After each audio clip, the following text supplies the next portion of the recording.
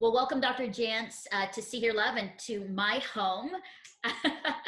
I'm so glad that you're with us, especially on the topic of men and anxiety. And I know that you have a lot to say, answers to anxiety. Actually, help our guest panelists that were just before this who are struggling.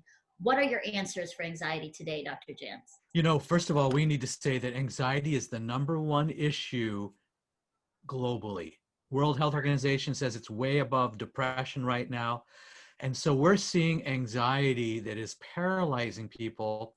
And anxiety means you have physical symptoms. It's different than worry. So you have physical symptoms. Maybe you're waking up at night, heart rate is up.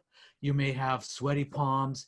Anxiety paralyzes our ability to make good decisions. So here's what we need to look at. Number one, how long has this been going on? How many physical symptoms do you have? Let's say it's been 3 months. You're not sleeping well, you're not eating well. And here's the next thing to look at. With my anxiety, am I turning to self-destructive behaviors? Here's what that looks like. Am I using alcohol to cope?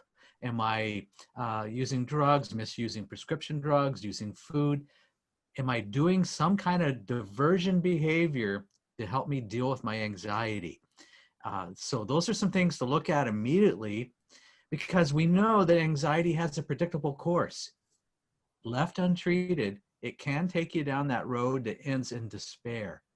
And despair means I'm really thinking irrationally.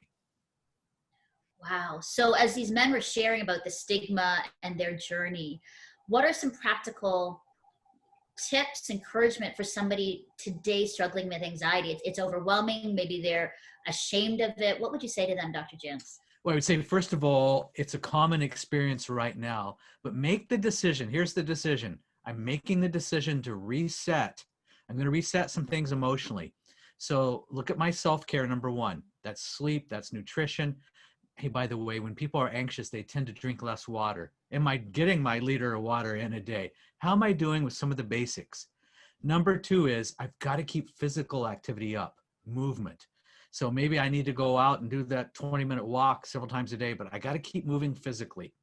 And as I move physically, I've got to have a way to renew my thinking and my mind. This executive function right up here. So I'm doing something, it's the old fashioned way. It's a 3x5 card. And I'm writing a truth. I'm writing something on this 3x5 card that I'm pulling out of my pocket when I'm going out there for that walk. I'm saying it out loud because you've got to begin to put some truth in. I love that. Now, for the people who are like, it sounds good, but I can't even get out of bed. I can't even like physically do that. How do I start getting my brain and body going? What's that sort of first step if I'm really lost? Well, and that's a lot of folks are in that place right now. First step is if I can't do it on my own, I probably will be more isolated, and it's time to ask for help. So it really may be I need to pick up the phone, find out what my options are. We're helping people right now all over. Plugging them into different resources because we know this is a critical time. And in a way, I'm calling it pandemic purgatory. In other words, you don't want to go back to the past. The present's a little miserable, but we're really anxious about the future as well. Don't stay stuck in that position. Ask for help. I love it. Those are some key learnings. It's asking for help. Yes. It's nutrition and sleep. It's getting out physically. It's writing affirmations and truth. I mean, I really love that, Dr. Jantz, because it's intentional choices and decisions that we need to make. Absolutely.